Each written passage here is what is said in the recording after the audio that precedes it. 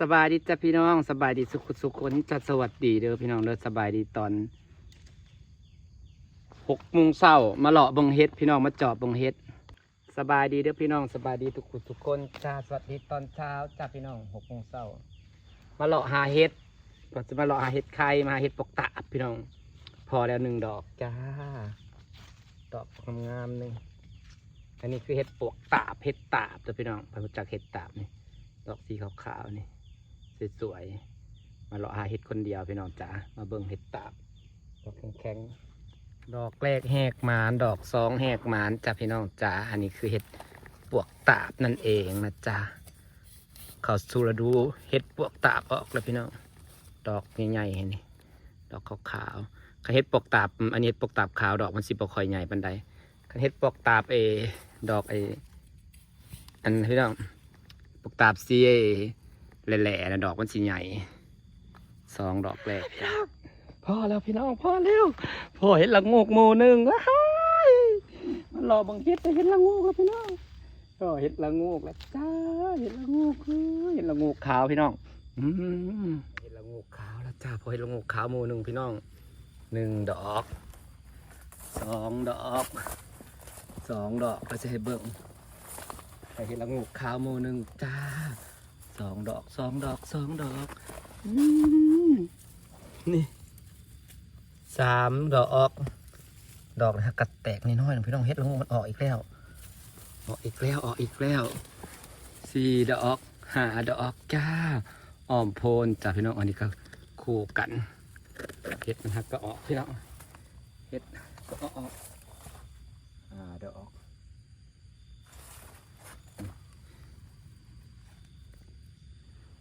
ดอกนะจ้าวันนี้เรามาเก็บเห็ดคนเดียวสวยๆแล้วจ้าดอกที่1ดอกนี้นะมันบ่งหอยกินน้องเลยมีแต่หอยเดือ2มาจ้าพี่น้องจ้ามาหอดตะกระหมาเลยได้ดิ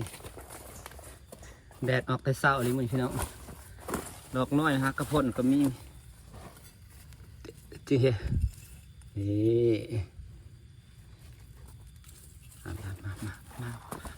มาหาเห็ดละงูกน้ำกันนะจ้ามาเด้อหากระเดพอยละงูกเป็นหมูน้ำเขาเลยเด้อนี่จ้า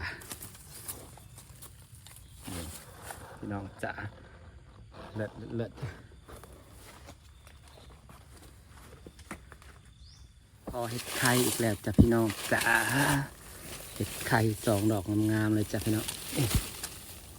10 ดอกมีแค่2 ดอกนี่ป่ะ2 ดอก3 ดอกพี่น้องจีมันดอกงาม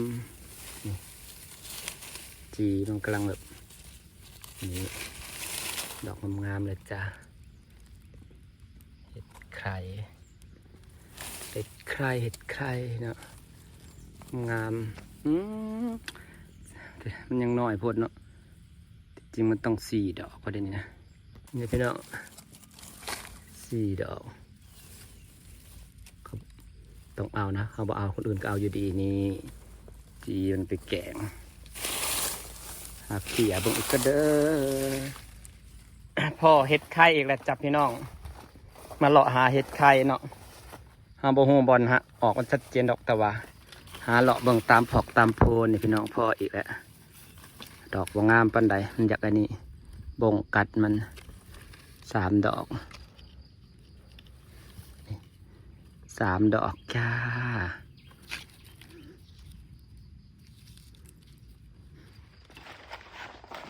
ใหญ่บางมุมนี่กระดกกระเดียน้ำลาเลาะป่าเนาะเฮ็ดบ่ออกกับมาเลาะป่าจ้าพี่น้องจ้าแต่ก็ได้พอแกงอยู่ได้สำหรับนางนะมาเลาะเพื่อเฮาเป็นคนมานเฮ็ดคนแรกเลยจ้ะน้องพี่น้อง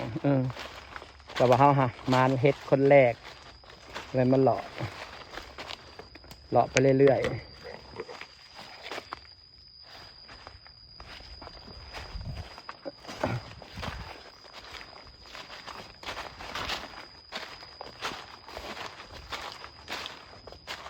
มาเลาะหาเฮ็ดจากพี่น้อง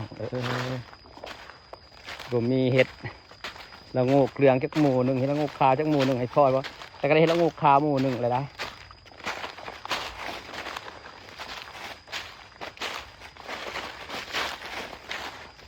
เลาะป่าหาเฮ็ดเพื่อป่าก็เงียบกิ๊บเฮ็ดมันบ่ได้ออกคนเลยบ่ได้เลาะแต่นางมันเลาะซื่อนางมือนางอยากเลาะนางว่าเพื่อเฮ็ดเลาะไปเลาะมาเพื่อพ่อเฮ็ดเฮ็ดปวกเนาะ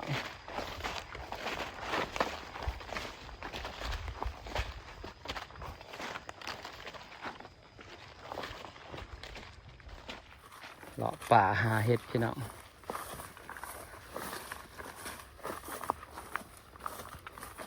ป่าโคกบ้านนางน่ะมันใหญ่นะเฮ็ดบ่ออกก็มาหาเฮ็ดจ้าเพื่อพอเฮ็ดเองจักอย่างนะพี่น้อง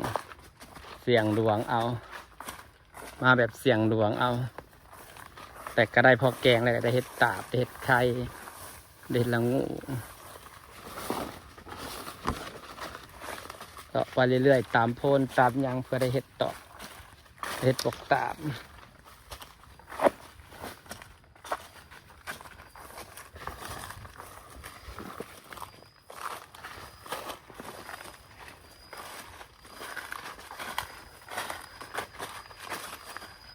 มาถึงบ้านแล้วจ้าพี่น้องจ๋ามาถึงบ้านแล้ว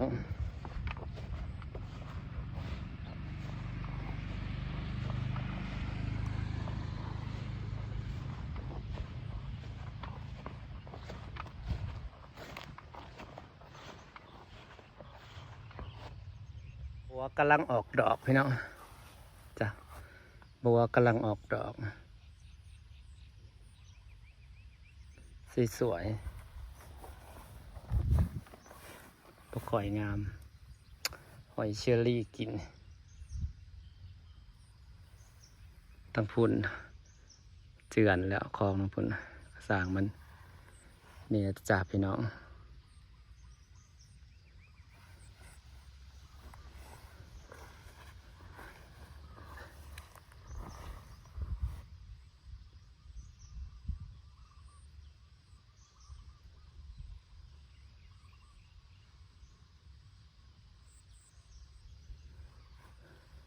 ป่ายางเลาะหอบโคกพี่น้องได้เห็นละงูกสองไข่ก็2 ดอกเห็ดปกตาบ2 ดอกแล้วก็เห็ดไข่ดอก 1พี่น้องจ๋าจะได้ฝากบรรยากาศไว้สำนีละจ้ามาหอดเทือนละจ้าพี่น้องมาหอดเทือนแล้วก็มาดูน้ำ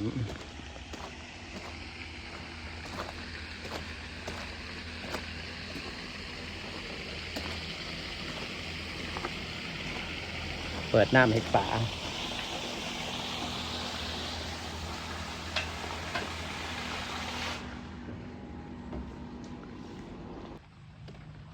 พี่น้องจ้าจะได้ฝากบรรยากาศไว้ซ้ำนี้แหละจ้ะพี่น้องจ้าอย่างหอบถีบไปจอบเบิ่งเฮ็ดที่จริงไม่ได้ออกดอกเฮ็ดนะพี่น้องไปจอบเบิ่งเพื่อมันออกเพื่อดวงดีพอก่อนหมู่กับความคิดนางปัดไปแล้วผมมีฮอตเฮ็ดแต่ก็ยังได้น้อยหนึ่งพอแกงอยู่พอดีแกงกินใส่แกงกินพี่น้อง